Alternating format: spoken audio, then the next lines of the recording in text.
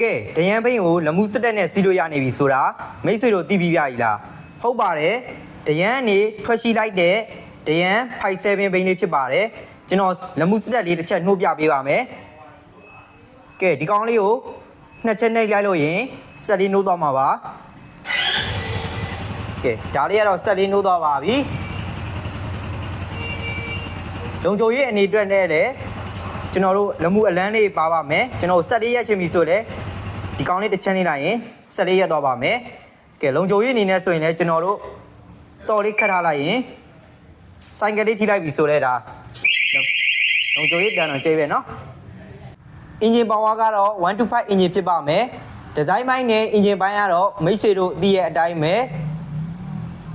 လူငယ်မရွေးလူကြီးမရွေးစီးနှင်းလို့ရတဲ့ဘိန်းမျိုးစားဖြစ်မယ်ဇုံမီတွေကစပါသွားမယ်ဒီဇိုင်းပိုင်းကတော့တော်တော်လေးလှတာကိုတွေ့ရတယ်စတစ်ကာလေးကတော့ရွှေရောင်စတစ်ကာလေးဖြစ်ပါမယ်ခင်ဗျကျွန်တော်ဒိုင်းခွက်လေးတစ်ချက်ပြပေးပါမယ်ဒိုင်းခွက်ပိုင်းမှာဆိုရင်လည်းရိုးရှင်းတက်ရက်တဲ့ဒိုင်းခွက်ဒီဇိုင်းနဲ့ထုတ်လုပ်ပေးထားပါတယ်ဒါပဲလားဆိုရင်ကျွန်တော်တို့ဆိုင်ကအလဲအထက်အရေးကြနဲ့လည်းဝယ်ယူအားပေးနိုင်ပါတယ်ခင်ဗျာဒါရဝယ်ယူမယ်ဆိုရင်မန္တလေးမြို့83လမ်း3938ကြားမှာရှိတဲ့စိန်ကဘာစံလင်းဆိုင်ကရှိုးတို့မှာလာရောက်ဝယ်ယူအားပေးနိုင်ပါတယ်ခင်ဗျာ